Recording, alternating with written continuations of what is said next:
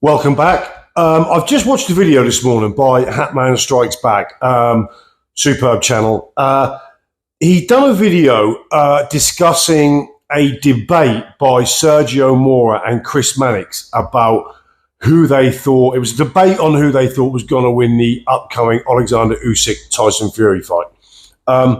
Now, the video stuck out to me because in that video, Hatman pointed out something which I've spoke about in the past and something that I believe will go a long way into determining who wins that fight. Now, fantastic video by Hatman, because every point he made in that video, not one point in there did I disagree with. It was a very, very astute video and a very, very astute reading of these two fighters in this fight. And I can only echo everything what he said. It's a fantastic video. But the main thing he talked about, which is what I've said for a long time, was this. And what, for me, could be the equalising factor in this fight.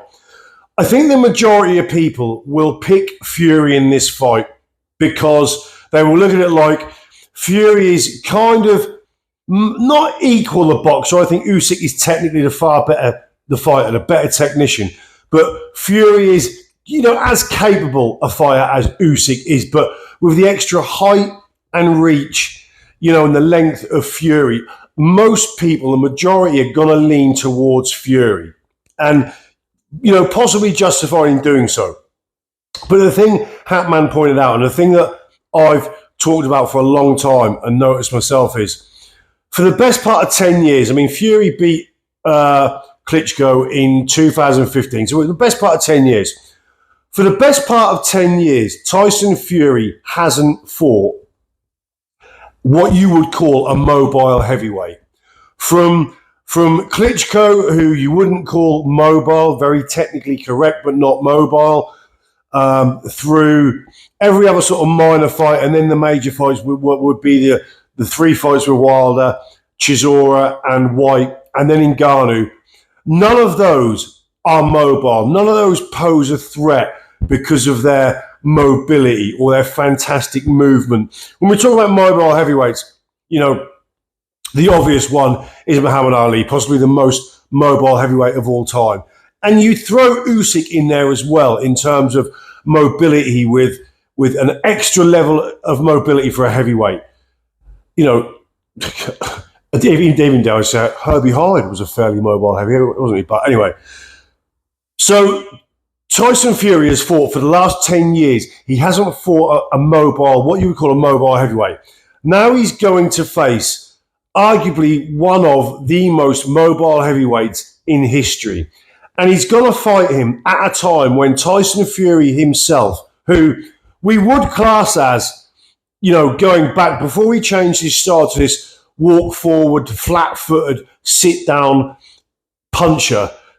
He was mobile. He had very good mobility, especially for the size of what he was. All this about he moves like a middleweight. That was never true. Tyson Fury never moved like a middleweight, but he was very mobile and very agile for his size and for his stature.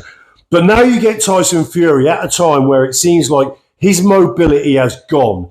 And there are a lot of talk, there's a lot of discussion and a lot of rumours that say the change in style was brought about by the fact that Tyson Fury no longer had the engine or the mobility to be the sort of fleet-footed, back-foot boxer, almost pure boxer, with which he sort of made his name and which sort of won him the title first against Vladimir Klitschko.